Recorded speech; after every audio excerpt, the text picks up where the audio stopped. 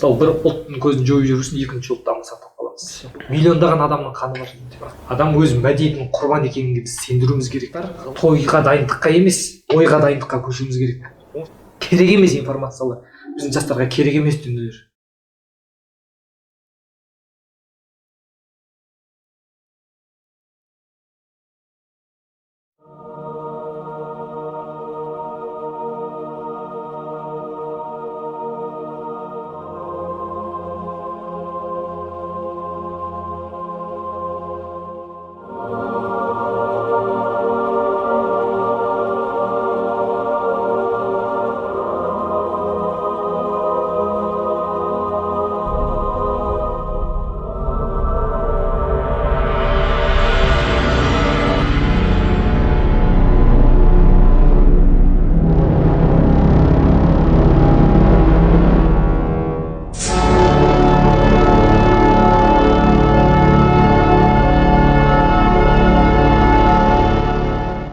Яғни барлығы өзіміздің қоғамымыздың құрбанымыз. Егер сіз Амазонкада туылсаңыз, Амазонка аралы бар ғой, бас кесерлік. Сізде 5 адамның череп дейді, басы тұрса, сізден келіп сұраса, сіз үшін бұл тұрақты ма, нормальный ма деп.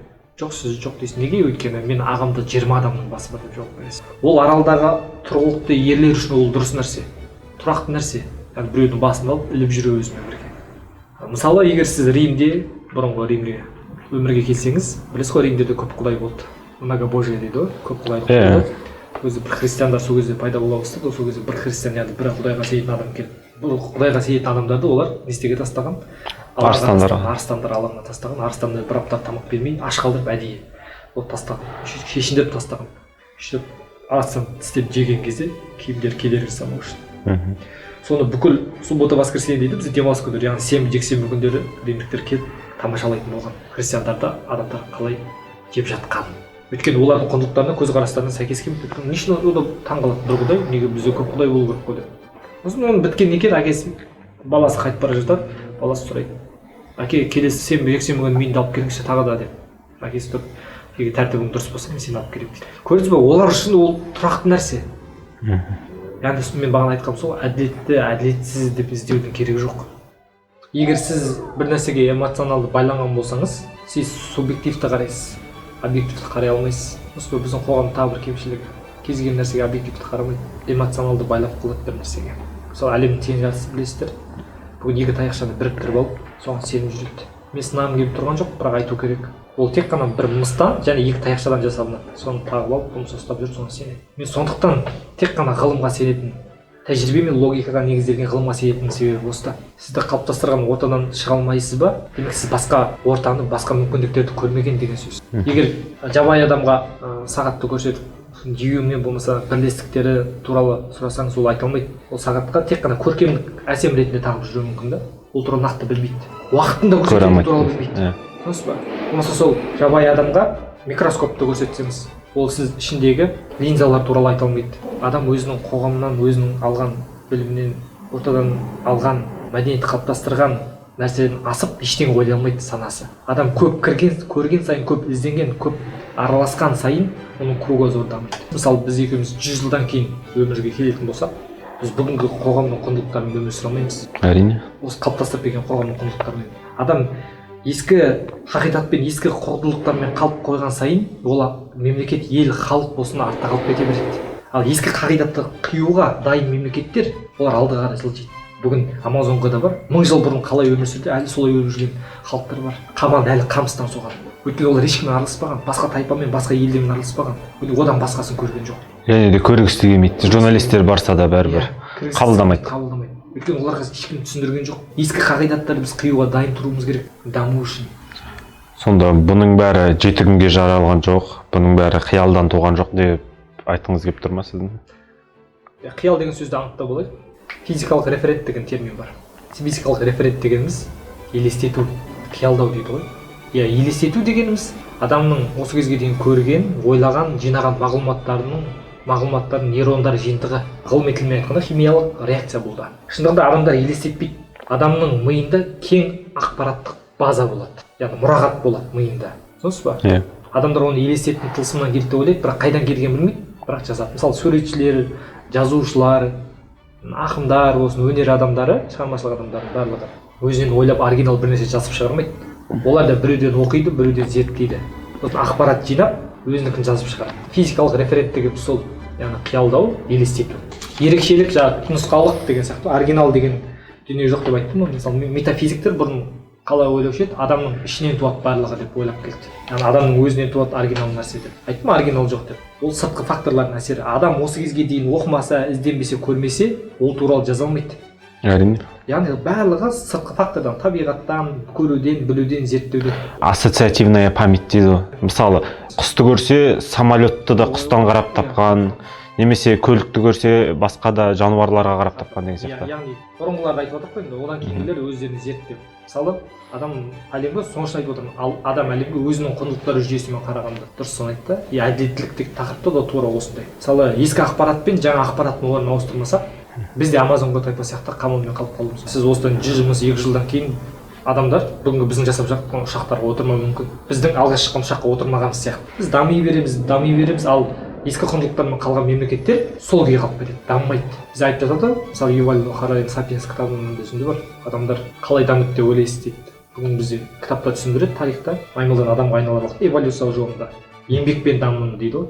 Дамыған жол еңбекпен деп түсіндіреді. Бірақ бұл жерде ең басты нәрсе адамдардың бірігуінде. Бүгін ең мықты топтасып тұратын жануарлар шимпанзе ғой. Көбісі қорқатын жануарлардың. Шимпанзе өткен 50-100-ге дейін біріге алады басы. Адамдар бүгін миллиондаған, миллиардтаған бас біріктіргендіктен адамдар бәрінен басым түседі. Адам қаншалықты басты біріктіріп, идея алмасқан сайын адамдар дамиды. Яғни адамды дамытқан, эволюциялық жолды дамытқан. Олар бірігу, тайпа мен тайпа, тобыр мен тобыр, мемлекет пен мемлекет болып бірігіп сөйтіп дамыды. Амазонкада бағанағы айпа ешкіммен бірікпегендіктен сол 1000 жыл бұрын қалай тұр, солай қалып кетті деген сөз. Атадан балаға өзінің мәдениетін беру арқылы. Сода атадан балаға тастап кете береді, мұрасын тастап кетеді, ештеңе зерттемейді одан басқа. Су тастайтын құмырасы да жоқ.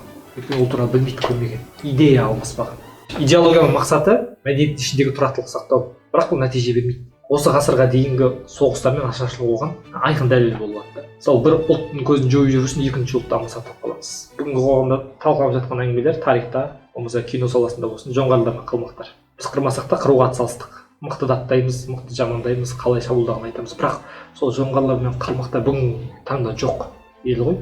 Иә. Солар өз ұлты үшін күрескен жайлы біреу айтты ма? Өйткені жоқ болып кеткеннен ешкім қозғалғысы келмейді. Жеңгендер жазады дейді тарихта. Тарихта жеңгендер жазады, жеңілгендер емес.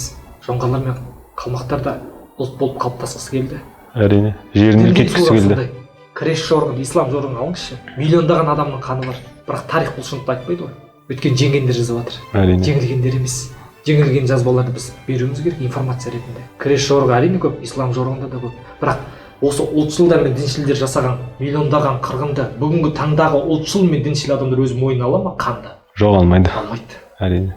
Біз мәдениетіміз идеаланған, біз миымыз уланған соншалық сенгіміз де келмейді. Адам өз мәдениетінің құрбан екеніне біз сендіруіміз керек. Ғылым мен білім жолымен түсіндіріп, қарапайым тілмен. Адам өз ұлты мен дінінің құрбан екеніне сендіруіміз керек. Адам қаншалық уланған сайын, өзінің ұлтының, дінінің, дәстүрінің құрбаны болған сайын оның санасына енгізіп қойып, онымен тойды қойып ойлануға қалай ауысамыз? Тақырыптың басында қозғалды ғой, той жайлы. Той бастардан ой бастарға. Неге? Той бастардан ой бастарға. Тойды айтқан себебіміз бұл, мен жалпылама тойды айтып жатқан жоқ. Жаңағы саясатты қозғадық, спортты қозғадық, әншілер мен актерларды қозғадық. Соның барлығы мен үшін той сияқты қоғамның әлі біз талқылайтын әңгімелердің барлығы өсек, аян. Біреудің өмірі солай шекарадан аса алмай жатыр. Сіз той деген мағынаға басқа мағынаны той дегенге барлығы той деп ойлап қалуды жүр, бірақ той емес. Осының барлығын тойды қойып ойлауға көшейік деген сол. Ойлау дегеніміз ол жастардың барлық ғылымға, білімге бұру. Біз балаларды мысалы зұлым күштері бар, тылсым күштері бар деп тәрбиелемеуіміз керек. Мен бұны неге айтып жатырмын? Бұрынғы кезде ғылым жоқ, түсінуге болады. Ғылым дамымаған, балаларға тылсым күшпен жауап бере салған. Бірақ бүгінгі күнде табиғаттың барлық құбылыстарын ғылым тілімен түсіндіруге болады ғой. Адамдарды өз діні үшін, құндылығы үшін, ұлт үшін кінәлаудың мүлдем қажеті жоқ. Өйткені олар да өз мәдениетінің құрбаны. Оларға да осы кезге соны енгізіліп келді. Бірақ біреу айту керек шығар, біреу жылжыту керек шығар алдыға қарай. Тойды қойып ойлануға көшейік деген себеп сол. Ойланатын уақыт жетті. Тойды тойлап болдық. Бүгінгі жастар тойға дайындыққа емес, ойға дайындыққа көшуіміз керек. Оның үшін ескі қағидаттардың бәрінен ақырын құтылып, жаңасын алуға тырысуымыз керек. Маңызды емес нәрселерді санамыздан өшіруіміз керек. Аға буынға ренжитін сол аға буын әлі бізге дейін соның нәрсені үйретіп келе жатыр. Тойдағы болатын жоралғылар. Тойда бүйту керек, салтымызда андай бар ма, бүйту керек, бүйтпеңдер, сөйтпеңдер.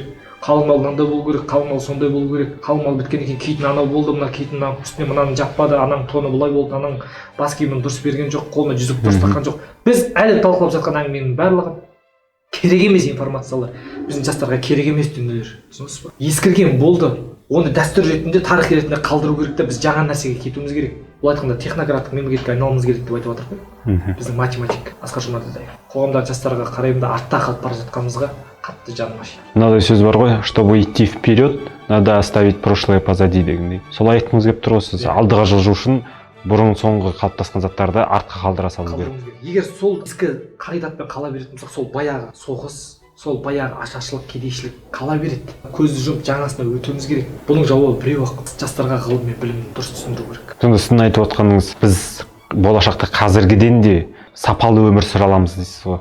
Қазірдің өзі бізге мысалы көбісіне сапалы өмір болып көрінеді.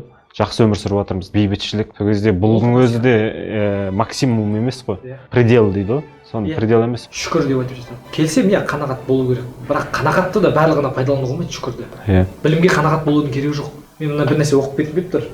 Ататүрк Кемалдің бір сөзі бар. Түркияның негізгі қалаушыларының бірі. Ататүрк Кемалдің мына сөзі. Түрік азаматы деген кім дейді? Бұл швейцариялық азаматтық құқық бойынша үйленетін, италиялық қылмыстық кодекс бойынша айып тағылатын, германиялық процедуралық кодекс бойынша соттасатын адам. Бұл адам француздық әкімшілік құқық негізінде басқарып, қана ислам шариғаты бойынша ғана жерлеу керек. Қазақ азаматтар сондай болу керек. Біз алуымыз керек жан-жақтан, идеяны алуымыз керек, ізденуіміз керек. Насихатты қойып ақиқатқа, магияны қойып мәліметке, стандартты қойып не стандарт.